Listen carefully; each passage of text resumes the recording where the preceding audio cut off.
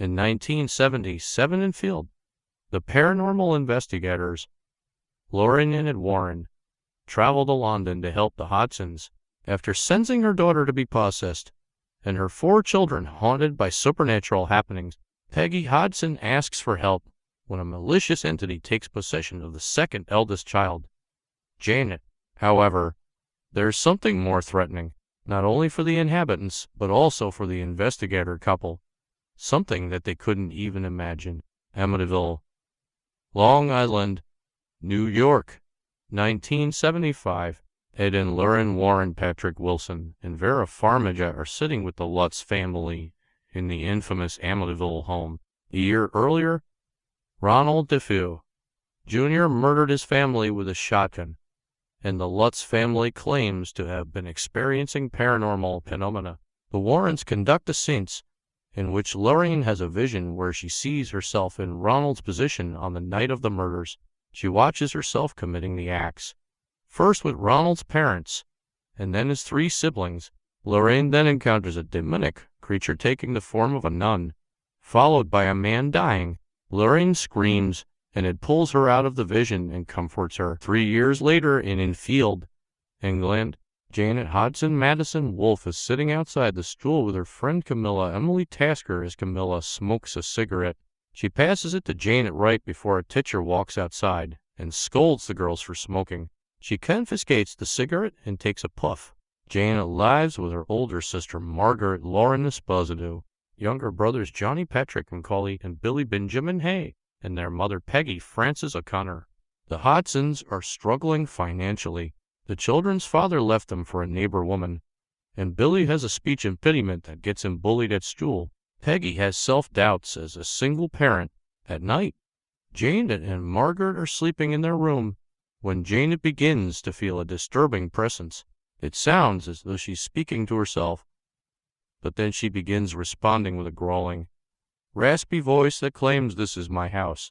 Margaret thinks Janet is fooling around, until she stands by Margaret's bed, and the voice of an older man behind Margaret repeating the statement. Margaret turns the light on and finds nobody behind her. She decides to sleep with the light on. Back in the States, the Warrens are on a talk show to discuss the Amityville case. The other guest on the show dismisses the case as a hoax before criticizing Lauren's supposed clairvoyance. This enrages Ed, leading to him arguing with the other man. Lauren calms him down backstage. Janet and Billy play with a turntable based on the tune of "There Was a Crooked Man."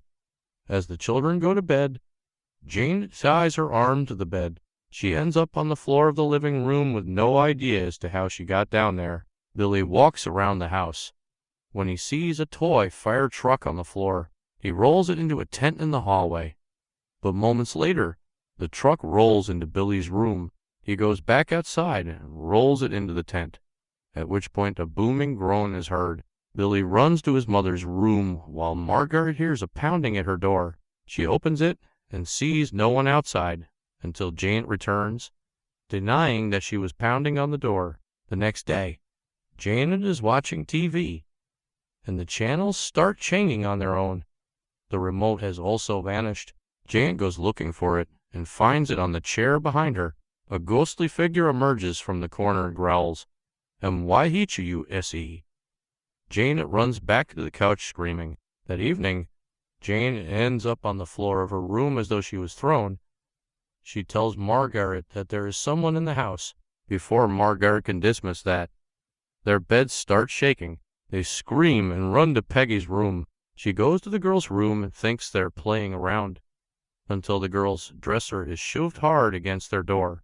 The Hodsons head over across the street to the home of their neighbors, the Nottinghams. Peggy calls the police to inspect her house. The police find nothing, but they then see a chair sliding across the room on its own, leaving them spooked. At the Warren house, Ed is painting a picture of something he claims to have seen in a dream.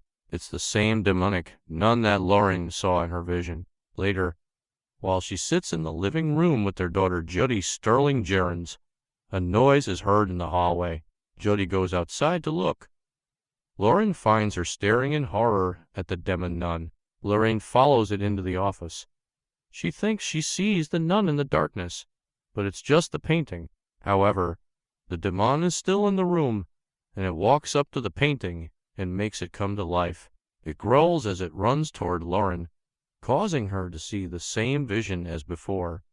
Only this time, we see the man who dies. It's Ed, simply saying, "I'm sorry." Lauren before a large wooden spike impales him. Lauren starts screaming and scribbling into her Bible before Judy snaps her out of it. People in Enfield become aware of the Hodgson's haunting. Several paranormal researchers get involved, including Maurice Gross, Simon McBurney, and Anita Gregory Frankopotent, the latter claiming there is a lack of evidence to suggest the phenomena is truly paranormal. Maurice and a news crew gather in the Hodgson home to interview Jane and Margaret. During the interview, Janet looks uncomfortable, and she begins to speak with the voice of a raspy old man. The entity says its name is Bill Wilkins, who is 72 years old, and demands that everyone leave his home. At the Nottingham home, the children sleep in the living room, while everyone else is asleep. Billy walks through the house and encounters a creature that takes the form of the Crooked Man, reciting the nursery rhyme monstrously and chasing Billy. When he runs to tell his mom and the others, Jane emerges with the creepy voice saying the rhyme. She then lets out a horrifying sound that shatters the glass in the room. She passes out and starts foaming at the mouth. A priest goes to the Warren home and plays an audio recording of the interview for Ed and Lorraine to listen to. The priest asks them to help in this case. Lorraine is hesitant as she explains to the vision she saw of his death. He thinks it's a sign that maybe she is meant to prevent it. They decide to head over to England. The Warrens arrive in Enfield and meet the Hodgsons. Peggy shows Ed the bedroom that is now trashed, and the walls are covered in crosses. They proceed to lock the room with a chain. Lorraine meets Jane outside her house, sitting on the swing set. Janet expresses her sadness that people are avoiding her over the supposed haunting. Lorraine comforts her in saying that maybe one person can help change things, like it has for her. Janet says the voice she hears says it wants to hurt Lorraine. The Warrens, along with Morris and other crew members, gather in the Hodgson living room to try and communicate with the spirit. Janet sits in the chair and starts speaking with the voice of Bill Wilkins once the adults turn their backs to her. Ed pulls out his cross necklace and puts it in front of Jane's face, making Bill sound distressed. He yells something unintelligible before everything seems to calm down. The Warrens talk to the other investigators with the evidence they have. Anita is the most skeptic, thinking Janet is playing some kind of game. Ed also appears to have doubts himself. The Warrens stay with the Hodgsons for the night. Janet finds herself in the bedroom with the crosses. They all start to turn upside down before Janet is attacked by Bill's ghost. Her screams alert the adults, who rush to unlock the door to get Janet out. On another occasion, Peggy brings Ed downstairs to the basement to inspect her water problem that left the basement flooded. Peggy thinks she sees someone behind Ed, but the ghostly vision of Bill is in the water and grabs Peggy. Ed helps her break free. The children take a liking to the Warrens as they maintain their stay. After Peggy notes that her ex-husband took the music from the house, Ed buys an Elvis record for the kids to listen to. Unfortunately, the record player stopped working. Undeterred, Ed picks up a guitar and starts playing Can't Help Falling in Love with You. He also convinces the kids to never let bullies get them down. Lorraine speaks with Maurice privately. He says they are about to be part of history. Lorraine is uncertain with his comment, but he adds that he lost his daughter years ago and has been hoping to communicate with her in some way if it were possible. On another night, the kids hear noises coming from the kitchen. Johnny decides to investigate to fight this bully. Margaret then screams as Jane disappears. She pops up in the kitchen with a knife and the door lock. The adults try to get into the kitchen as things are being thrown around. They find chairs and dishware broken all over the kitchen.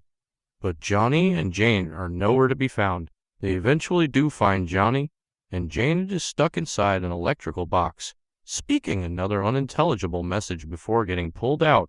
Anita shows the Warrens video evidence of Janet herself throwing things in the kitchen to give the appearance of a haunting, making it look more obvious that she was faking. Peggy sends everyone out of the house. Later, As the kids also believe Janet was faking, she tells them that it was going to hurt her family if she didn't do what was told of her. The Warrens board the train to head home, even as Lauren continues to express uncertainty over how it just appeared Janet was faking when a camera was pointed at her. It then plays the recordings of Bill's voice, which he realizes are connected, played together. The messages come out to help me. It won't let me go. Lauren is then pulled into another vision. She sees the real Bill Wilkins, Bob Adrian, sitting in his chair, no longer threatening. He speaks in a riddle to Lauren before the demon nun appears behind Bill and takes him away. This leads Lauren to realize that Bill is just a pawn, and this demon is the true threat. They rush back to the Hodson home while trying to decipher the riddle. It figures that Bill meant to say they need to find the demon's name in order to have power over it. The Warrens return to find the family locked outside the house in the pouring rain. It tries to break in through the back.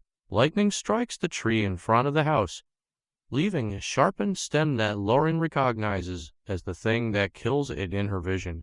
She tries to figure out the demon's name before realizing she already know it.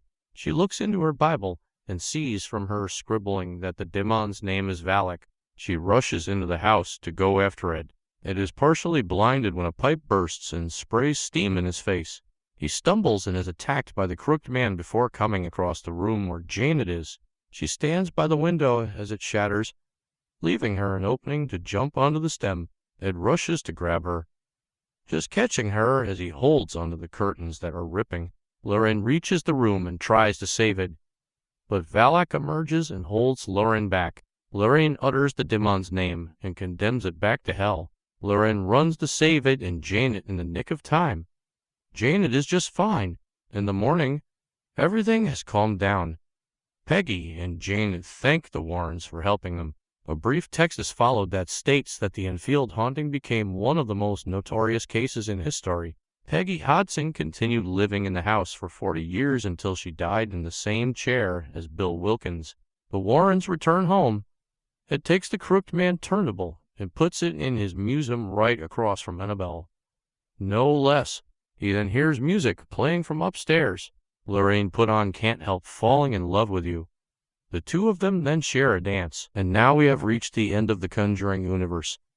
At least until The Devil Made Me Do It comes out. Tomorrow we tackle Run, The Prodigy, The Mist, and Bird Box.